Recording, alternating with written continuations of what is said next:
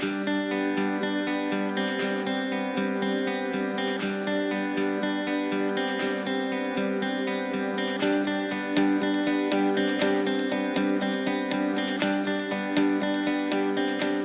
is always a really fun event for me because, well, we get to talk to superintendents from all over the country. To have the cream of the crop here and to get like an hour to interview them is always awesome and special. And I always like to go into this too with like the thing that I want to accomplish. And this year I really want to talk about, this has been an extraordinarily challenging year, as you all know. And so we have 4 excellent leaders who are going to try to tell us a little bit about how they've tackled the challenges over this past year, because I think there's a lot we can all learn from them. So let me briefly introduce them, starting with Cam Patton down at the end, who is the superintendent of the Collier County Public Schools in Florida. We have Curtis Cain, who is with the Wentzville School District in Wentzville, Missouri. Quintina Tay, some of you may remember, Quincy was one of Education Week leaders to learn from last year, and he's with the Chinle Unified School District in Chinle, Arizona. And finally, next to me, Noris Price with the Baldwin County Schools in Milledgeville, Georgia. I had to practice that, by the way, Milledgeville. Okay, so the way it's going to work is I'm going to pose questions. You're going to answer. A couple of them I may call on you, but if you have something that you want to share, just step in. So we always talk a little bit before I do this, this moderation, and the biggest challenge that all 4 of you mentioned, to a T, is staffing. And this has come up again with Omicron.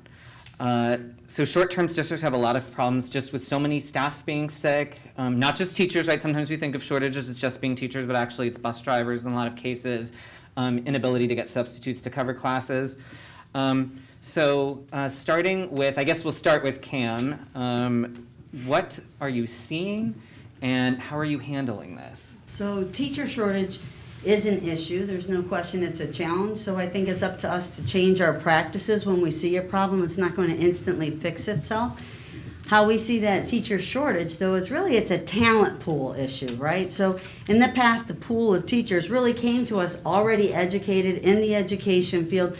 The current pool of teachers, particularly middle and high school in Florida, over 50% come to us as a career changer.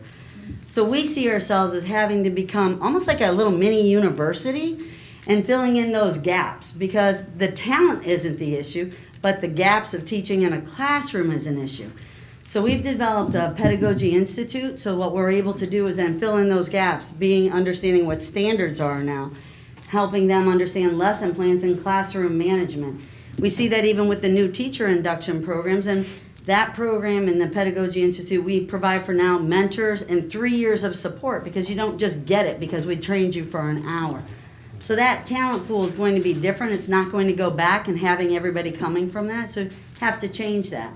And as you mentioned, Stephen, too, it doesn't just stop there. It's also our school leadership, building pipelines, and for us, it's a bench program. And then we're really an educational institution of work, right? So that line that you're talking about, try and find a CFO. Try and find someone that's going to head up your technology programs. So we also have to take it past that, teachers, to really look at succession management, that if we don't start making sure that we do that, we'll come up short. So it's really a plethora of different ideas and different abilities, but making sure that we understand we have to do it. We can't count on universities. Curtis? So I think we have to keep our school doors open. It's absolutely critical that we're keeping our school doors open. I'm thinking of shortage in 2 different manners. This morning started out in conversation with my cabinet team trying to figure out coverage literally for assistant principals and principals within our schools today. Not down the road, but just for today. And we're in a place where we're going to have to demonstrate and walk through with the flexibility. Move the mic over. Thank you. We're going to have to demonstrate the flexibility that we ask of and in many ways demand of our students on a daily basis. It's absolutely what is needed. We need our support staff, bus drivers. We only need them every single day that we have kids, right? And so we have to flex them, move them from different locations as well. That is what the day is going to look like. So you go to bed having an idea of what sub-shortages look like for the next day. And then what we're finding is we're waking up with an extra surprise over the course of the evening Right. because there's even more shortage that is coming in as well. And so it really forces us to just lean in as a team and figure out to do whatever it takes. If that means cabinet level administration, including the superintendent, is in the classroom or in a hallway doing whatever is necessary, that's what's going to happen. To Cam's point in terms of the pipeline down the road, my fear is the puddles that we are experiencing when it comes to staffing are going to be tomorrow's pipelines. That's what the pool is going to look like. And we have to do something that's going to look different. And that's more than just what the profession can do, right? It's going to take legislative and other change in order to open up additional avenues because the bodies simply are not there. They're not there to address this calling that we're all engaged in terms of working with students. And so what it's going to turn into is something that's very ugly as people are literally raiding neighbors in order to staff and to keep things open. That's not going to be good for anyone that's involved. But we have to ask ourselves why. Why now are we experiencing the challenges that we are experiencing? And to be frank, if you consider some of the feedback that our educators are experiencing on a daily basis, from a variety of sources, ask yourself, would you want to go into education? There are folks that are educators that have kids and are actually saying, you know, you might want to think twice about going into the field of education. That's never happened before. That's never happened before. And so I'm not going to sit here and tell you that I can come up with a great and grandiose set of answers to this very complex solution or complex problem, but I can tell you that if we don't do something and do something quick, fast, and in a hurry, the challenges that we are experiencing right now are going to become much more detrimental. I would echo my colleagues' comments, so we can move to Noris. No. Nice try. You know, the staffing shortages, again, as Curtis explained, it's not just the teachers. It's the support staff, the drivers. As an example, I have 60 drivers, and I'm 15 drivers short. So already a quarter of my staff are not there. And the majority of my kids are transported in. We bus 6,000 miles a day, so transportation is a huge issue. We've increased pay, we've offered signing bonuses, but it's still a challenge, as Curtis mentioned. And then it's compounded because of the national crisis with teacher shortages. And so how do we get teachers? And being a rural, remote district, it's even more challenging because of where we're located. Pay does not seem to be the answer. We are, if not the highest, or maybe the second highest average teacher pay in the state of Arizona. So again, a solution needs to be developed in terms of what policy decisions can be made to help with the teacher shortage across the United States, and more specifically on reservation districts. What can we do to get people to want to come and work in a remote rural area such as Chinle? What do we do to provide a quality education? Because those kids deserve a quality education as well. And so I think it's going to come down to policy decisions. What can we do to increase the number of teachers that want to come to Chinle? Not only Chinle, but every school in the United States. And so, you know, we're trying everything we can, leveraging our ESSER dollars to offer those opportunities for teachers and bus drivers. But at the same time, I think people are just tired. They are tired. I don't think teachers signed up to be test takers with our pool testing program. That's not what they signed up for. So we're asking more, and it's challenging for them, and people are taxed. And so what do we do to solve that problem with our staff? And I agree it's an urgent problem that we need to come up with solutions.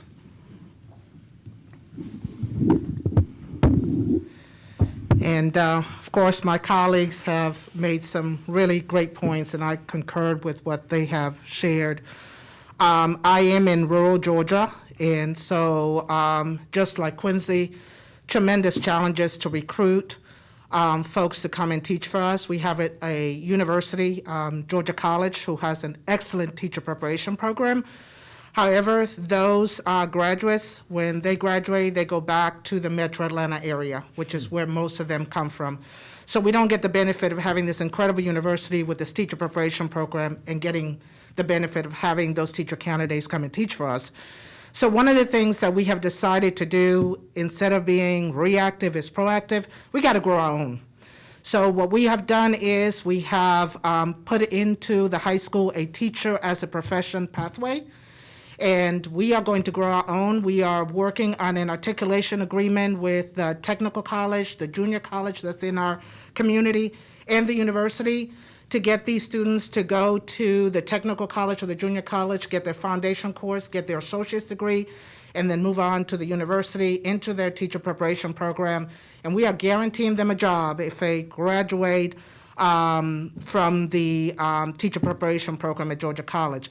We also are trying to remove the barriers. We know that financially, some of our students are not going to be able to afford it, even with financial aid. So we're even thinking about being creative, paying for their tuition, as long as they agree to come back and work for us for at least 3 years. The other thing that we're doing is we're tapping into our paraprofessionals that have a college degree but had not thought about going into education. And so we are talking to them and actually have partnered with a couple of universities to get them to go back to school, become a teacher. We pay the tuition as part of the program, and then when they graduate, we guarantee them a job. And then our support staff, like bus driver and school nutrition, we're trying to incentivize that. We just, this Tuesday, had the board approve a salary increase for all of our support staff because we're not able to compete with the business world. So we used to be the best game in town, but paying somebody $8 an hour is not going to cut it anymore. So restructuring our salary schedule so that we're more competitive is something that we're going to look at. But teaching is the greatest profession, I'm sorry, in this country, in the world. So I really have a problem when people are telling their children or telling possible candidates not to go into education. That is really a shame. We would not be a great country without educators. Without educators, I don't think we would be the nation that we are today. So I think we got to do a better job of getting people to see the power of educators and not allow people to bash the incredible job that educators are doing each and every day, and especially during this pandemic.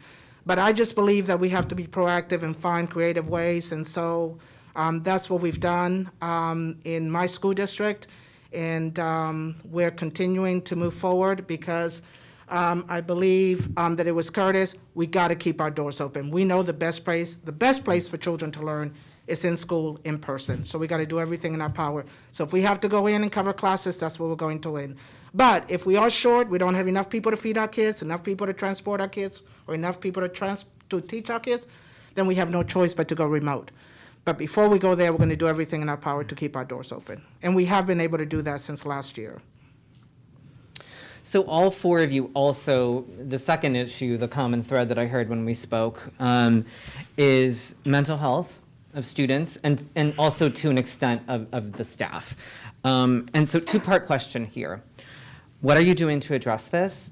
And the second part is, how are you going to sustain it? Because, at least at our newspaper, we've noticed a lot of states and districts are using some of their recovery funds for mental health, but a lot of times that means hiring people, and those funds disappear after 2024, right? And having staff, that's a continuation cost. So we're going to start with Noris because you had the most time to think about your last answer. So on the spot for this one, and then we'll go back down to Cain.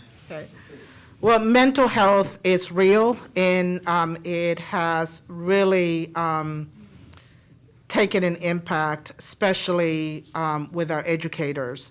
And so one of the things that we have had to really focus on is the well-being of our staff and making sure that we have the resources and the support system to ensure that they're able to teach our kids and take care of our kids. So we invested in an employee assistance program. So they have access to mental health workers. They have access to healthcare services. They even have access to a grief counselor if they lost someone, and they can access an individual 24/7. So they can call, and there's somebody on the other line that would talk with them and help them through and guide them to whatever resources they need. Doing a lot with self-care and making sure they understand the importance of taking care of themselves, making sure that we're checking on them and developing those relationships and and helping them to understand that we have to depend on one another to get through this. So we have, actually, some of our schools have created self-care rooms where the teachers can go, and it's, they have sofas and music and snacks and just a place that they can go. The principal will cover their classes just for 10 minutes to just sort of relax and then go back into the classroom. So just doing everything we can. We've also contacted our local gyms and have gotten them memberships so they can go ahead and work out. And it's not just our teachers, but our principals, including me. I need that. Mental health of superintendents also Yes. being of primary importance. Exactly. So just making sure that we provide those resources to our staff. And then for our students, that's also has been a huge challenge. We have seen behaviors in the last 18 months that we have not seen pre-pandemic. And we had to provide those mental health services for our students. So we've hired behavior specialists and behavior interventionists to help students de-escalate those behaviors that get them kicked out of the classroom.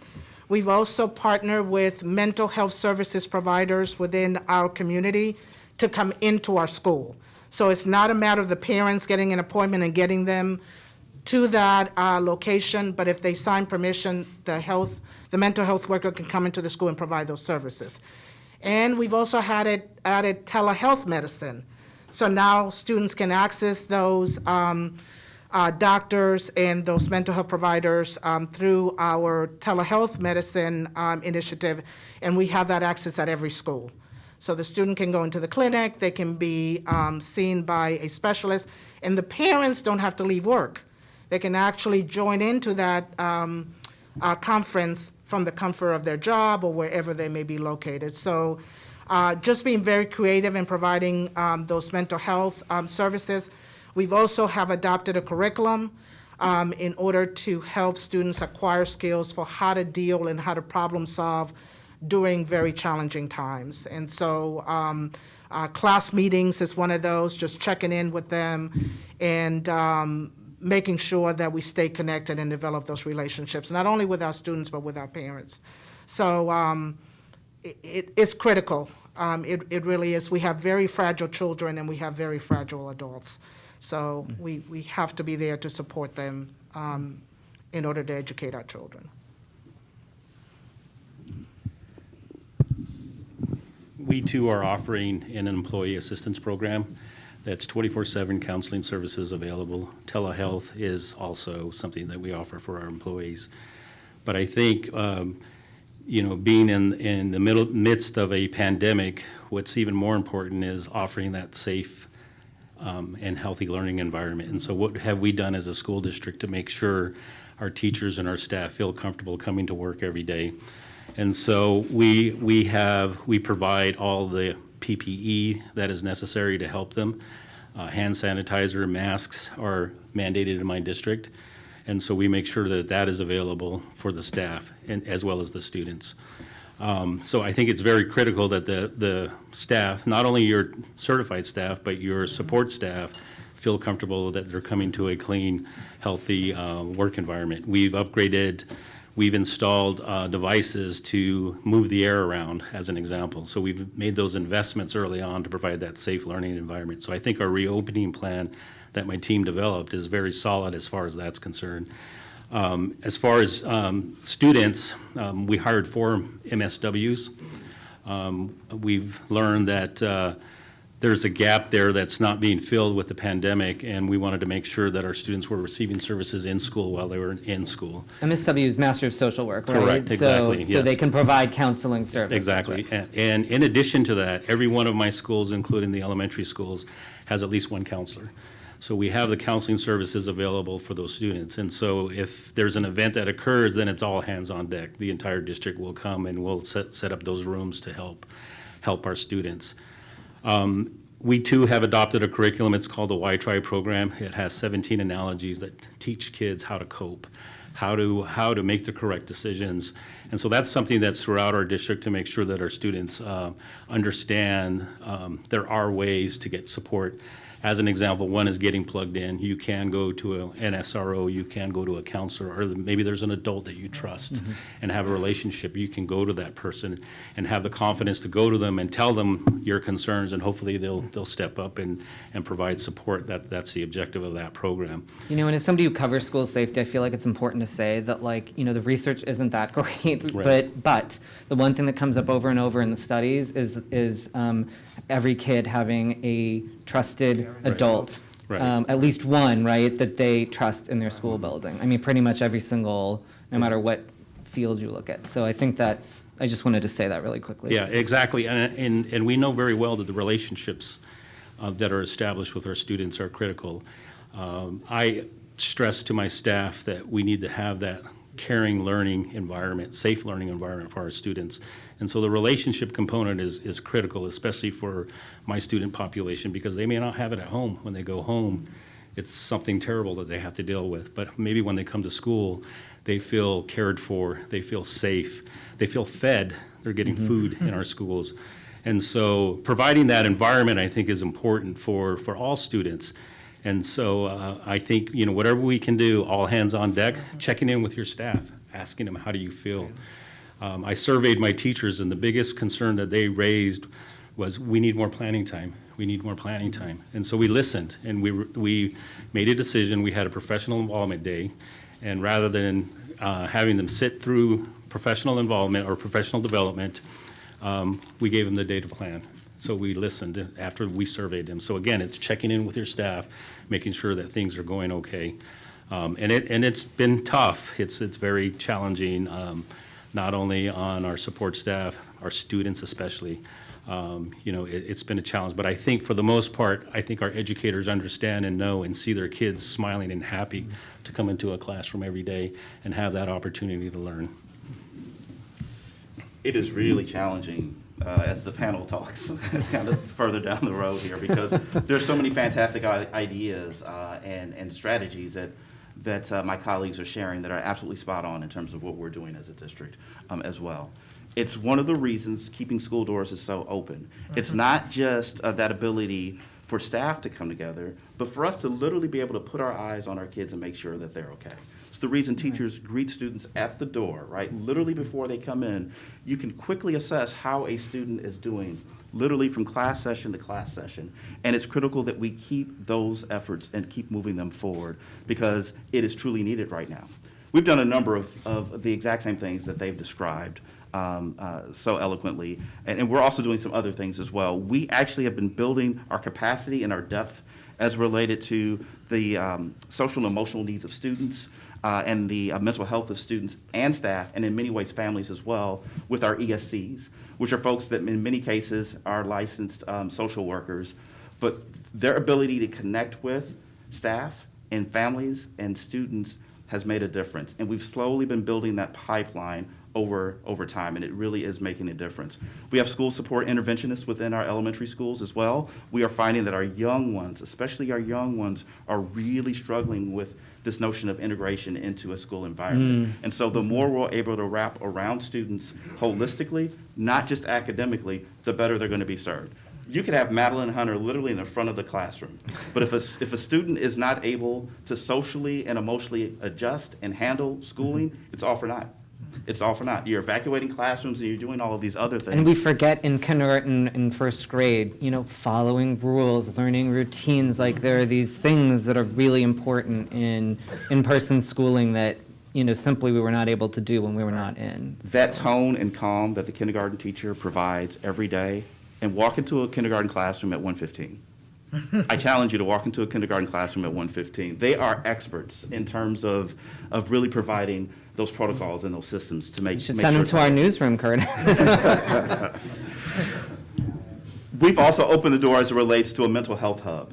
We saw this coming, and we brought to speed and ultimately pushed forward and deployed a mental health hub. Literally, it's a online website full of resources, because we want our parents to have access to some of the resources that they need. It's interesting how crisis doesn't always happen Monday through Friday, 9 o'clock to 5 p.m., right? And so we launched this literally before summer break because we wanted our families to be fully aware of here are resources that you can tap in and that you can utilize as well, because we just don't know what's going to happen. Our students, in terms of suicide ideation, there are a number of very dire roads that are very, very attractive, and I am not sold that all of social media is positive, but a little tongue-in-cheek there. But it takes the harmful comment that's made in a hallway that 20 years ago would have dissipated by the time, if it's in second or in between second and third period, it dissipates by the time you're in fifth period for the course of the day. Now things stay in this echo chamber forever. And so we have to make sure that we are wrapping around students, because you never know. You never ever know, and we're not going to take that opportunity lightly. We're absolutely going to make sure that we're filling in to meet needs. And then we have an employee assistance program as well for staff, but not only them, but for their families as well. We have family systems, house systems within our elementary schools. I completely agree with your comments as relates to relationships and how mission critical they are, and they're really important for our staff as well. Our staff thrived when they were able to be in school, and just having that team, a middle school team, right, a department, having that ability to connect with your adult counterparts that understand what's happening in the classroom on a daily basis is really, really important. And there's something else that we have to guard against, and it's, well, two other things. One is what we don't know what's around the corner, because as soon as we thought we've had this thing figured out, we have been wrong time after time after time. So we might as well brace ourselves for there's something that's unknown that's coming around. We've got this. We're going to handle this, but there's something that is likely coming. But there's also this decision fatigue as well, and it is real. There is decision fatigue. It's the best way to describe it, and I think superintendents that live in climates with snowfall and inclement weather will understand this. It feels like it's a never-ending snow day. And typically, from, depending upon where you are, from January, sometimes December through March, if you can make it through that window, it's going to be okay, because the sun will come out tomorrow. But it's constant in this case, right? It's constant. Superintendents in the St. Louis region met every Wednesday morning from March 2020 through, we stopped just before the Wednesday before Thanksgiving. That's throughout the summer, throughout every single break, throughout spring break. There's a weight to that. And it's not that we're looking for sympathy out there. We just need people to understand it's been nonstop. Right. And so we have to do the job that's necessary to make sure we are unplugging, finding a way to unplug ourselves so that we can recharge. We can't pour into people if our vessel is empty, and we have to be humble and honest enough with ourselves to say, you know what, I too am going to have to step away a little bit. Someone can mind the store. I can come back in 15 minutes. And it's so much easier for me to say than to actually do this, right? But Right. someone else can mind the store, and we're going to be okay if that happens. So I would absolutely echo the comments of my colleagues. The employee assistance program, moving to telemedicine, even having had it before, but now that greater need of telemedicine, and all the different items they've talked about. But in Collier County in 2014, we knew and could see where kids need extra help nowadays.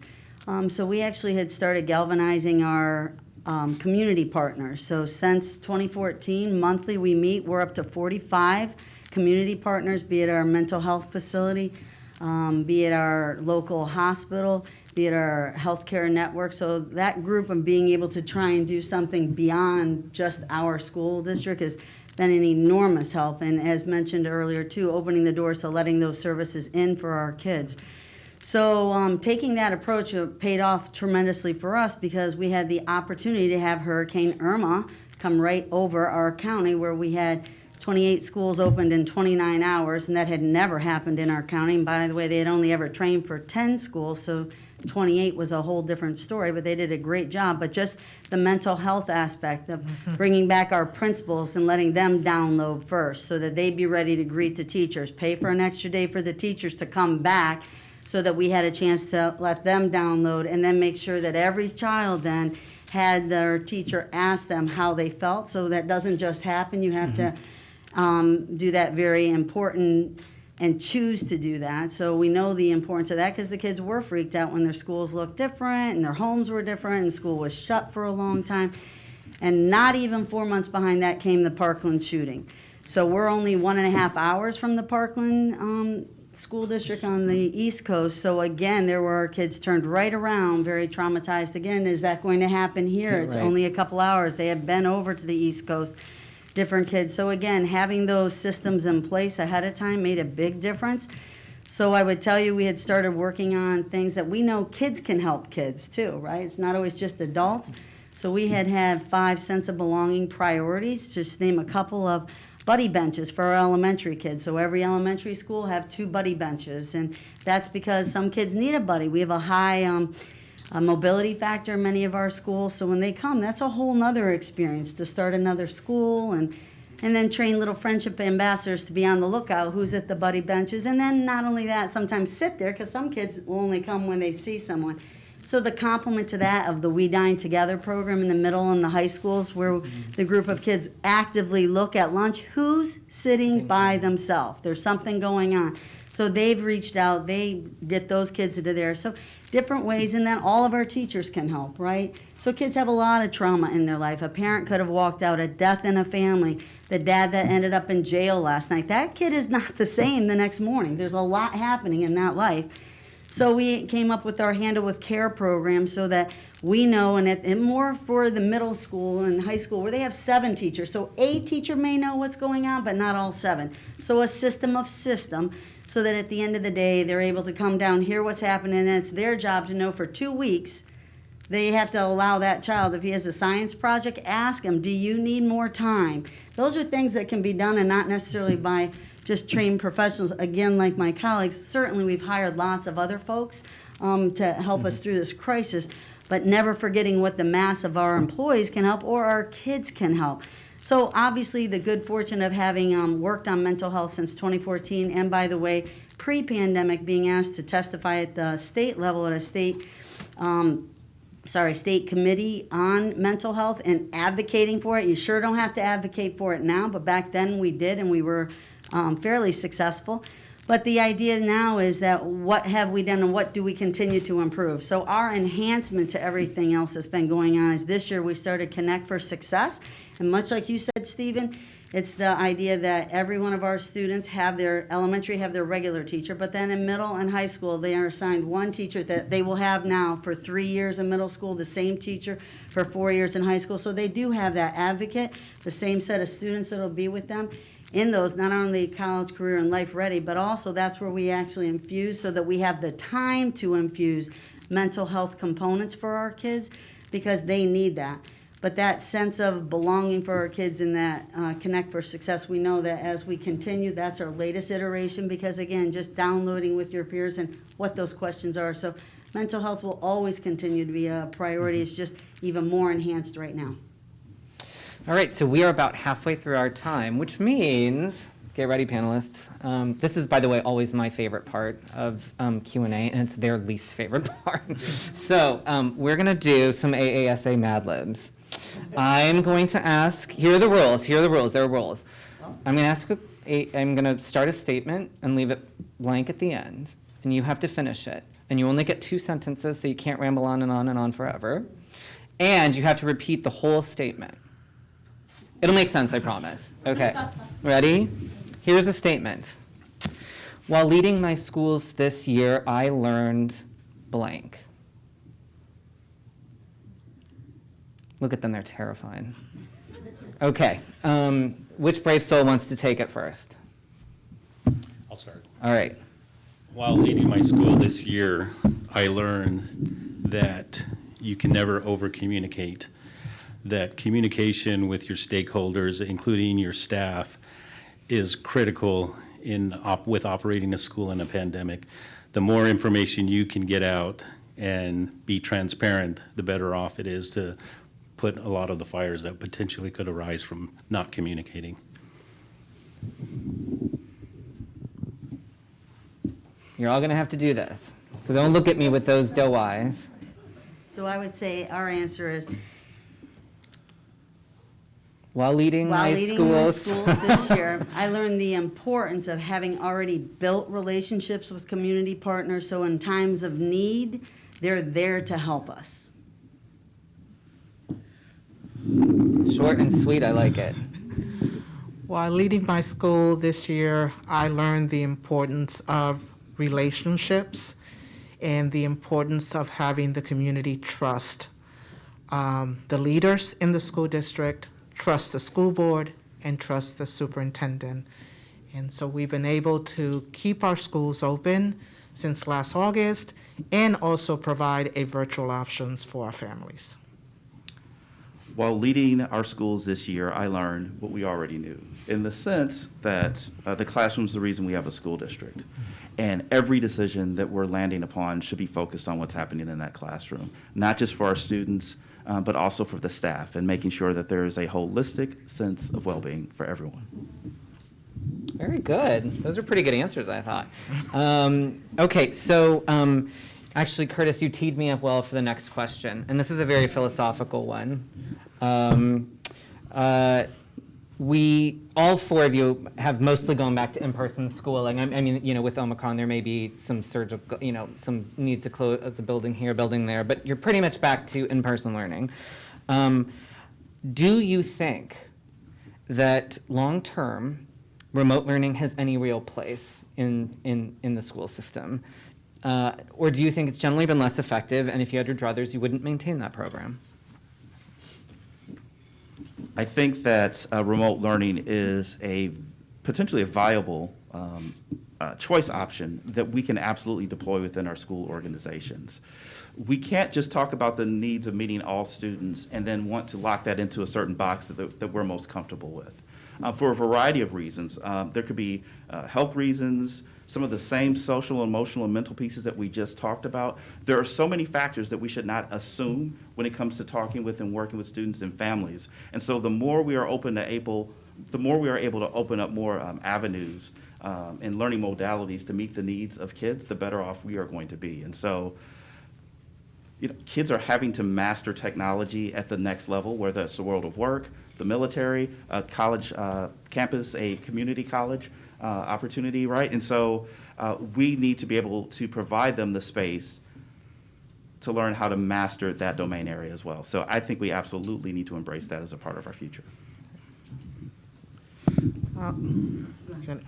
I'll go next. I was going to say remote learning definitely has a place.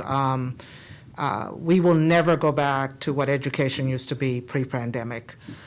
We were very fortunate that the year before the pandemic hit, we had started an online academy.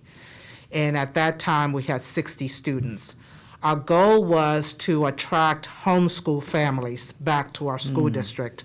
So we started the online academy with 60 homeschool students and giving them the opportunity to have access to all of our resources, all of our extracurricular activities.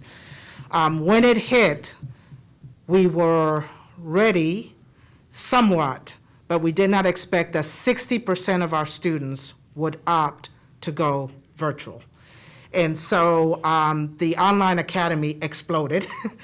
And we had to really pivot and figure out a way to educate that many students. And of course, you know, our teachers did an amazing job. So that was last year. We offered in-person and virtual. 60% of our students last year decided to go virtual. This year, 97% of our kids are back in person, and we have 3% that have decided to remain virtual. And we believe that that option needs to be there, and that option will continue to be there moving forward. I think that our parents want that option for many reasons, and that we have to be able to feel comfortable in providing that. I do want to say that we had to go asynchronous. Last year, we were hybrid, and my teacher said, please do not do that to us this year. So we decided this year we were going to go asynchronous, so the students learn on their own. The lessons are prepared. They do their lessons on their own during the school day, and then after school, the teachers then step in either to tutor them or to teach them and grade their assignments. And so, so far, so good. And, but I definitely think, and we've always had that option of online learning, as Curtis was saying, for our high school students to be able to access college courses. So this just, and it's just an option that I think it's not going to go away. And we have to reimagine, right, what education is going to be. And I always say, we got to prepare our kids for their future, not our past. And so technology is their future, and we got to embrace it and figure out how do we make it work. So for us, definitely technology in those schools online. We've opened an Collier Academy. We'll continue to have that because for some kids, it actually has helped them. They learn better that way. So we never want to shut that door. For our district, with 48,000 students, 55% come from homes where English is not the first language. So what happens is it's almost impossible for our kids when they were stopped because the parents certainly want to help the kids. They don't know, they can't, they don't even speak the language, they can't read the language. So we realized that, and we did last year, we pounded that pavement from November to the middle of December and just needed to get our kids back because for our kids, they needed to be in school. So we're very fortunate that in January of last year, of our 48,000 kids, we had 91% of our kids back in school in person. And we could see how that paid off. Still is there loss of learning? Absolutely. There are gaps to close, unfinished business, but far less because we made sure to make that happen. We were grateful, and again, 65% of our kids on free and reduced lunch. So when originally, and people are already forgetting, we were also impacted a whole quarter a year ago. So to flip 20,000 computers into those homes was really critical. Thankful that we already had a learning management system. Some districts didn't. So we were able to quickly get kids there, but even the internet. So I would tell you, I was so impressed. Like we did anything, jump over the hurdle, go around and get to it. Our technology team, because we know in a very impoverished areas that we have, there was no access to internet. So there were also no hotspots out there. So we took innovative ideas to take the ones from cars, and our tech guys literally soldered on plugs so that we could send them to the parents' home. So you have to do whatever you have to do, but when you also can truly see their grades are slipping, the social aspect for these kids, we had to get them in place. So always going to provide those options for the kids that learning works for them. But again, much like you, a large Collier Academy a year ago, minimum only 1,400 kids in it this year, but we want to continue that. The next question I have, so. Do I get a shot? Oh, I'm sorry, I didn't even let you. You get to go, yes, Okay. that's good. I This think- is why they have the cane for me over Right. here. Choice in the context of public schools, I think, is critical. And so offering that choice to parents is something we were working on pre-pandemic. We were looking at starting an online academy because we know very well some kids, for whatever reason, maybe they're a young father or mother or a pregnant teen, and working from home or learning from home would be the best option for them. So we were looking at how can we accommodate that subgroup there. And we also know some students, they just cannot function in a brick and mortar system, and so maybe this is a better option for them. So I think with technology, broadband, once it's fixed in my area, I think we'll offer it even more, and we will continue to move forward with offering the option of online. Currently, I have about 25% of my student population of 3,400 kids that are still online. Parents do not feel comfortable sending them in at all grade levels. However, how do you manage that? Because it's easier at the secondary level to do self-paced learning. And how do you manage that at the elementary grades is going to be the challenge. However, I think offering that choice to parents moving forward with technology, as technology continues to advance, that's the way of the future. So I feel very strongly that that option will be continued to offer, not only in my district, but across America. Yeah, the issue of broadband connectivity, especially on the, that's not actually sometimes I philosophically worry about, right? Right. Are our school districts being expected to fill a public utility function, right? By standing up these programs? Like Right. that's, I think there's a capacity question. Exactly. That's sort of buried into the issue of remote learning. Okay, so there was one thing I wanted to follow up, and this is really most relevant for Cam and Curtis, for your two districts. And that is, I think it's been less of a problem for Noris and Quincy. And this is, we've seen some really lively, I guess I would put it diplomatic, school board meetings this year. There's been screaming and shouting about, how we teach about race, about masking protocols, vaccination policies, any number of different things. It's a little bit hard to say, right, what proportion of districts are having these challenges, but we've heard enough that I think it's concerning. And I wanted to ask you, what advice would you give to other district leaders who are watching on the live stream or are going to see this presentation later? What advice would you give to them that are dealing with anger in the public comments, concerns about these things? What strategies would you offer? So for us, we certainly are not without controversial issues at our board meeting. I think the best thing we can do is help model civility, the superintendent and the 5 board members, that no matter what's happening in the room, that we keep that calm demeanor. Also, that we serve as role models for our kids. We can't always control who comes in, but we can certainly control what we do. I think the importance is that we want to always send the message to our community, whether they're worked up on an issue or not, that we do want to hear you. So in the state of Florida, for example, you only must have a public comment to a board item that you're voting on. So we could cut our public comments. We did the opposite. We made sure to leave them in play, because the last thing I would say is to make big changes to something of cutting off the people. So not only that, our public comments, we've accommodated them at the front of the meeting to not have people have to sit and cause more potential angst. So we maintained our public comments, because I watched different colleagues of mine handle it differently. We were not going to change what we've always done. We wanted to send that message. We wanted to hear you. But it is a business meeting, so we also started the meetings reminding people that it is a business meeting. We didn't say they're not town hall meetings, but some people get confused to thinking that a board meeting is really a town hall meeting. It's not. They're two different, but this is the business meeting that by our law and sunshine must be held in the public. So that advice, don't make drastic changes to what you do. Make sure you understand you control what you can control, and make sure that you're modeling that. And then actively listen. So if there's some kind of common ground that you can get to with people, and which are the few people, you can't meet with them all, but which are the few to go out of your way to bring a few in to have a different course of a conversation. So we want to, again, maintain as much of a decorum as we can. And those are some of the tips that I would tell people don't do and don't do.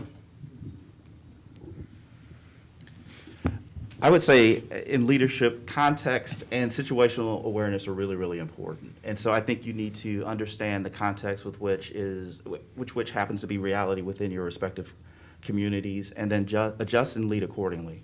I do, and I would agree in the terms of that stability. I think especially for superintendents, we have to be the steady hand at the tiller, especially when things are heated. We have to be the ones that model the professionalism and the dignity that we expect, quite honestly, our staff members to engage in on a daily basis. It's very interesting. In my meetings with parents, regardless if we end up on the same side at the end of a conversation, I've said multiple times, there's nothing more personal than being a parent. And really, I would agree in terms of leaning in and actively listening to what people are saying, and understand that some of the barbs that are being thrown in our direction, it's not about you as the person. There are times when it is about you as the person, but it is not always about you as the person, but it's about the seat and the position that you are filling at that point in time. And we take a lot of the good, and in this case, we take, I think, a disproportionate amount of the challenge that comes with it as well, but that's the chair. That is the chair in terms of the superintendency, and we have to embrace it. I'm not saying you have to love it, but you have to embrace it and understand that it's part of the walk. I do think that when we're talking Board of Education meetings, I agree with you. At the end of the day, it is the board's room, and this is the room in which we are handling, these are business meetings, right? These, I completely agree. They are business meetings, and there needs to be a level of decorum and professionalism that is engaged in by everyone that is in the business meeting. This is not a Jerry Springer episode, right? This is a business meeting, and we need to conduct ourselves appropriately. Flat out, our kids are watching. of anything that bothers me the most, it's the fact that our youth are watching this. The good, the bad, and in between on all sides of this, our kids are watching. And to be frank, some of the behavior that's happening in some places is simply not allowed in schools. And so we have to find a way to cool, calm the waters. We have to. Whether you agree with everything that the superintendent, that the Board of Education is saying, we have to find a way to cool and to calm the waters. And I'll just say this, our schools in so many ways reflect society. And I think we need to be very mindful of all the tumult that we are seeing and hearing. What is it saying in terms of much larger, and I think in many ways, much more profound question as well. Well, for our other two panelists, I mean, you both are in communities where that hasn't been such an issue. You have tight-knit communities. But what would you talk about how you maintain those strong relationships even when somebody disagrees? Are you concerned at all that this, this, I don't know what we'd call it, trend, right, towards less civil discourse will show up on your doorstep as well? Right. I would think that all of our community members should have a platform to voice their concerns. And so it's a time to embrace listening and trying to find a solution. You may not come to a solution or a resolution, but at least give them that opportunity to voice their concerns. And hopefully have a follow-up meeting with those individuals to find some form of resolution. 9 times out of 10, you're able to do that with just having a conversation, one-on-one conversation with that individual. On the extreme end, if you cannot come to a resolution, we need to keep in mind, why are we here as a school district? What is our purpose? And so is this course, does it affect the learning of the children? And so we need to remind ourselves that, will this change the course of how we deliver education? Will it benefit the students? Does it benefit the students? And so we need to keep that in mind. And, I've heard some of the stories of the members aren't even from the community, or they may not have children in the community. However, we offer that platform to voice concerns, and so it's a matter of listening. And if we can adjust, we will. If we can accommodate, we will. However, if we can't, and it doesn't benefit our kids, then we need to make that known and move forward. And I agree with everything that my colleagues have said. Listening is critically important. Quincy, you said earlier about communication and communication. I think, is the key. So for us, it's been about communicating why we're doing what we're doing. We have had a mask mandate all of last year, and we had a mask mandate starting this year. We removed the mask mandate after the Thanksgiving break. And then as soon as we were ready to come back and the Omicron virus, we saw a spike, we reinstated. But before we reinstated, we gave the parents, the community, the reason that we were doing it, and gave them very clear indicators as to why, and also when we would remove the mask mandate based on the data and the science. So I think that communication has been really important, but I also said earlier the trust. I think that there has to be a trust in the community, and in our community, I think there's that trust. They trust the school board, they trust the leadership that we have in the district, and so we haven't seen some of the issues that many of my colleagues in Georgia have faced at school board meetings, even having their lives threatened and having to get security. I can't imagine being in that situation. But we have not had that in our school district. Not to say that it won't come our way, but we have been very intentional in making sure that we're communicating what we're doing and why we're doing it, not only with our parents and our communities, but with our employees as well.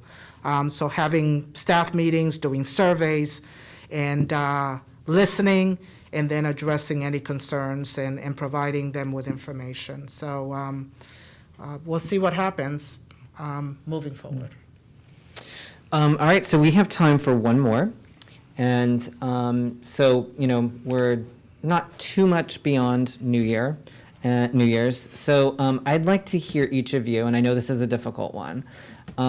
What is one thing that you want to accomplish this year in your job? What's your resolution? Just one, not the whole strategic plan, not all 65 elements, one thing.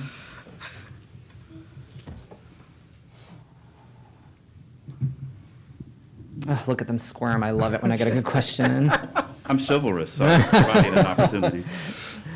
I think keeping school doors open is the most important thing that we can do. Obviously, if conditions warrant, right? As I said, there's always that unknown that we have to plan for, good, bad, and in between. But keeping school doors open provides, I think this pandemic experience has taught us that as much as we believe students need to flex, we have to flex, and that we are talking about routines for students, but that regiment and stability in terms of scheduling for staff is also, and adults, families at home as well, is really, really important as well.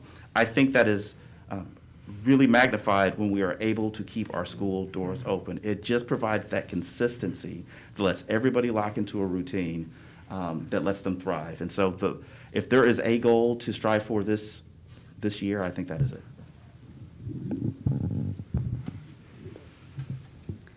So our goal would be, knowing that there was a loss of learning and really unfinished learning, that we put in strategies to try and mitigate that. So everything from Rise and Shine that's just started now on the weekends for K through 3, and it's specific for early literacy interventions, because we know that. When we look at what we've done, the adjustments in our curriculum pacing guide, so like if you were in 4th grade, what were the most missed skills that we saw from 3rd, and embed those in the 4th grade curriculum this year. So it's really making sure we cover that. But that idea of making sure that we also, it's the teacher that makes the difference there, right? So trying to find innovative ways to help the teachers. So a couple of things that we've done there is we've actually started micro lessons that can be videoed so that our limited district staff can actually impact all of our teacher in 15, 20-minute chunks the week before, so that students that we know are going to have misconceptions from that upcoming week, that we've mitigated that to the best we can. We can't have every teacher have a full-time coach. But when we look at those kind of practices, so what I want to do is say that we do progress monitoring. It's a big part of who we are and what we've done. It's interesting, our state's looking at changing. We've been doing it for 10 years and have data dialogues to follow up a discussion, a dialogue off that data. So it's interesting, our state's now looking at doing progress monitoring instead of just that one snapshot. So we've been at it for 10 years. But we have that at the end of January. So again, we want to see, are these strategies working? Do we need to shift? Are there additional things we need to do? So that's my wish, is to be able to see the things that we thought would help make a difference. Are they, and do we stay the course, or do we need to change? Because we really want to try and have those gaps lessened as best as possible. Just like Quincy, my goal is to keep the doors open and continue to offer in-person instruction in a safe manner, and to be able to finish the year strong. We can do that. That's success. I would agree. I think everyone has the same goal of keeping the doors open. However, what I would like to see happen is to be able to have a graduation where my kids get to be in person, have a ceremony where their peers, the community can be present and watch them walk across the stage. I think that would be something, even if it's a small group in person, for our seniors to experience that, and the last 2 classes did not have that opportunity. So I think that would be a huge accomplishment if we were to get there. I love that as a final kind of image for us to be left with. All right, so we are almost done here, and really what I want us all to do is just give our finalists a round of applause.